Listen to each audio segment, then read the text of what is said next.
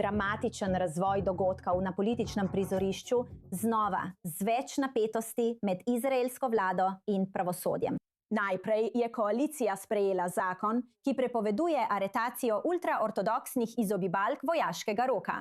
Nato je Vrhovno sodišče zamrznilo to prepoved aretacij. Nekateri koalicijski politiki pa so policiji naročili, naj ne upošteva odločbe Vrhovnega sodišča. Ministrica za komunikacije Šlomo Karje je dejala, da za takšno odločitev sodišča ni pravne podlage. Aryeh Deri, predsednik verske stranke Šas, je prav tako ostro kritiziral sodišče in dejal, da so sodniki, citiram, pijani od moči sodniškega aktivizma. Haredijski politični voditelji so večkrat vztrajali, da študenti ješive ne bi smeli biti dolžni služiti vojaškega roka, saj po njihovem mnenju državi prinašajo vrednost s študijem Tore. Vse to se dogaja kljub dejstvu, da je vojaška služba za moške te starosti obvezna in da so bili rezervisti v zadnjih letih v nekaterih primerih upoklicani večkrat, tudi za več 100 dni. Tako je res. Za več vpogleda pa z veseljem v studiu pozdravljamo Arija Tartarko, angleškega direktorja v Reboot centru in urednika glasila It's Noon in Izrael. Ari Tartarka, najlepša hvala, da ste ponovno z nami. Okoli tega vprašanja je veliko ogorčenja. In to odpira vprašanje, ko Vrhovno sodišče sprejema odločitev, ko voditelji koalicije kritizirajo Vrhovno sodišče in ko javnost čaka na odgovore glede svoje varnosti in zaščite. In vedno več rezervistov se vrača, da bi zaščitili državo. Kako vse to koristi Benjaminu Netanjahuju? Mislim, da je začetna reakcija izjemno upravičena. To je klofuta v obraz javnosti. Vsem ljudem, ki so zadnjih 500 dni in več žrtvovali svoje preživetje, svoj čas z družino, celo svoje življenje, da bi služili državi. In zdaj sprejemamo zakonodajo, ki v bistvu enači študij Tore s to izjemno potrebno in ogromno žrtvijo, ki jo te ljudje prinašajo. Ko gre za Netanjahuja, mislim, da je precej očitno, kakšno kupčijo je tukaj sklenil. Stisnil je roko črnolasemu hudiču in rekel: daj mi še 3 mesece oblasti in ti dam tole. Mislim, da je zelo očitno, da Netanjahu ne verjame, da bo ta zakonodaja prestala sodno presojo. Mislim, da v bistvu stavi na to, da bojo ljudje do volitev, ki bodo uradno čez 3 mesece, oprostili in pozabili. Večji dejavniki bodo igrali vlogo in na koncu bo morda lahko v boljši poziciji, da predstavi svoj primer javnosti, kot je trenutno. Izraelski vojski trenutno primanjkuje tisoče vojakov. Varnostne skrbi še vedno obstajajo. Ali res mislite, da bo javnost oprostila in pozabila, kot ste rekli? No, lahko le upamo, da ne bodo. Mislim, da je to, in te besede ne uporabljam zlahka, izdaja. To je čas, ko koalicija pogleda naravnost v obraz javnosti, ki služi v vojski, in preprosto reče: oprostite, a moč je pomembnejša od načel.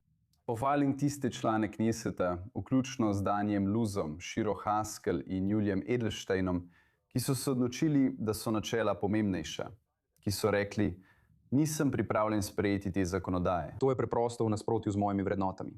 In zdaj iščejo alternativne karierne poti. In ko gre za preostane koalicije, sem prepričan, da si mnogi med njimi, ki so verjetno služili v vojski, ki imajo prijatelje in družino v vojski, katerih volilna baza služi v vojski, govorijo: v redu je, to je začasno. Vse je za večje dobro. In ko bomo prišli tja, nam bodo ljudje odpustili. Resnično upam, da bo čez nekaj mesecev prišlo do odgovornosti in da ne bomo kot javnost še bolj razdeljeni med seboj, da se ne bomo osredotočali na bolj nepomembne zadeve, ampak da nam bo resnično mar za varnost in za vse, ki služijo. Ker smo si že v preteklosti že pokazali, da lahko pritlehno osebno politikanstvo ovira stvari, ki so resnično potrebne, da bi Izrael uspeval. No, ko govorimo o odgovornosti, je preiskava o tem, kaj se je zgodilo 7. oktobra, tudi ena od tem, ki trenutno deli ljudi. Kar se tiče Državne preiskovalne komisije, Benjamin Netanjahu tega noče. Povejte nam, kako to trenutno vpliva na javnost v državi. Bližamo se skoraj 3 letom od 7. oktobra. Ljudje pa še vedno želijo odgovore in zahtevajo odgovornost. Zdaj je odgovornost bistveni del vsake oblasti. In povsem jasno je, da tudi iz notranjih poročil iz Netanjahujevega urada vemo, da je ena beseda, ki jo v tem uradu ne izgovorite, in to je odgovornost, kar je izjemno žalostno. Mislim, da ko gledamo na Državno preiskovalno komisijo, to ne bo tisto, kar želi koalicija in ne bo tisto, kar želi opozicija, ker to, kar želi opozicija, vsaj mnogi izmed njih, ni zgolj odgovornost. Želijo okriviti Netanjahuja. In seveda, on nosi del te odgovornosti, tako kot vsi, ki so prispevali k vojaškemu konceptu, ki je pripeljala do 7. oktobra. Nosijo del odgovornosti. Vendar pa to tudi ne bo tisto, kar želi Netanjahu, kar pomeni, da bi se izognilo njegovim političnim občutljivostim. Torej, potrebujemo preiskovalno komisijo, ki jo bo dejansko sprejela splošna javnost, ne pa le ena stran, medtem ko bi jo druga imenovala lov na čarovnice. Rad bi videl, da bi se širši kneset združil, morda pogajal, tako kot leta 2005, in rekel, v redu, ustanovili bomo Državno preiskovalno komisijo. Ampak želimo, da so te ljudje v komisiji in v knesetu je lahko nekaj pogajanj. Tako da, ko bomo imeli rezultate, in verjetno bo del odgovornosti, ne glede na to, kako težko mu bo to slišati, padel na Netanjahuja. A na koncu bo to splošna javnost sprejela. In odgovornost ne spada le v nek abstrakten politični svet, ampak tudi takrat, ko se zdi, da vsi verjamejo, da je vsak dobil pošteno priložnost. Če bomo imeli odgovornost, ki velja le za polovico izraelskega prebivalstva, potem mislim, da to ni prava vloga, ki naj bi jo imela odgovornost. Da bo jasno, Benjamin Netanjahu je zavrnil koncept Državne preiskovalne komisije in dejal, da bi člane komisije izbralo sodstvo. In verjame, da je sodstvo pristransko proti njemu. Samo za jasnost različnih argumentov glede tega zelo občutljivega vprašanja ankete. Kako mu trenutno kaže in kako kaže Gadiju Eisenkotu? Kaj menite? Torej, zato lahko preprosto ponovno predvajam posnetek sebe iz prejšnjega tedna, ker se v zadnjih nekaj mesecih ni nič spremenilo. Še vedno smo pri tisti neverjetno težki številki, zaradi katere opozicija ne more spati, Netanjahu pa lahko mirno zaspi, in to je 58. Še vedno smo pri 58 in trenutno ni videti nobene možnosti, da bi to številko resnično presegli. Pojavljajo se govorice o morebitni novi desničarski stranki, ki bi dejansko lahko vzela nekaj teh sedežev Netanjahuju in jih vsaj postavila v igro za sodelovanje z opozicijo.